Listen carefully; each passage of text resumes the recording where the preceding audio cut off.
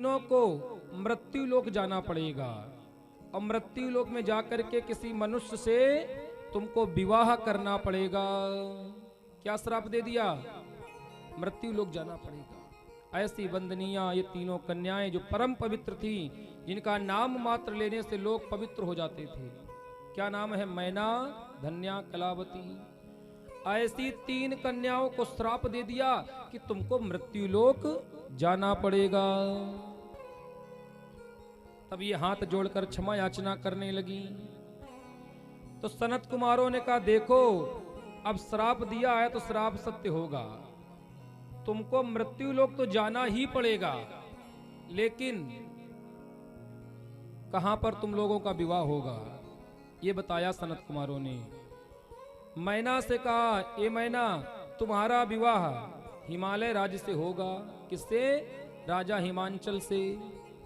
और तुम्हारे यहाँ पुत्री के रूप में, तुम्हारे यहाँ पुत्री के रूप में साक्षात भगवती माता पार्वती जन्म लेंगी और तुम्हारे दामाद बनेंगे भगवान शंकर। देखो, पहले श्राप दिया, अब वरदान दे रहे हैं कि तुम्हारे दामाद बनेंगे भगवान शंकर। और धन्या से कहा कि धन्या, देखो तुमको भी जाना पड़ेगा, लेकिन तुम्हारा विवाह होगा राजा जनक से। किससे होगा? राजा जनक से। और तुम्हारे यहाँ पुत्री के रूप में साक्षात माता सीता आएंगी और तुम्हारे दामाद बनेंगे भगवान श्री राम। कलावती से कहा, ए कलावती, तुमको भी जाना पड़ेगा और तुम्हारा विवाह किससे होगा? राजा वृषभान से। और तुम्हारे यहाँ पुत्री के रूप में कौन आएगा? साक्षात राधा जी। और तुम्हारा विवाह किससे? राधा जी आएंगे, तुम्हारे दामाद कौन बनेंगे?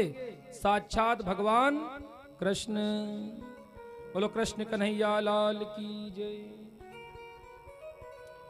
कलावती सुता राधा साक्षात गोलोक वासिनी।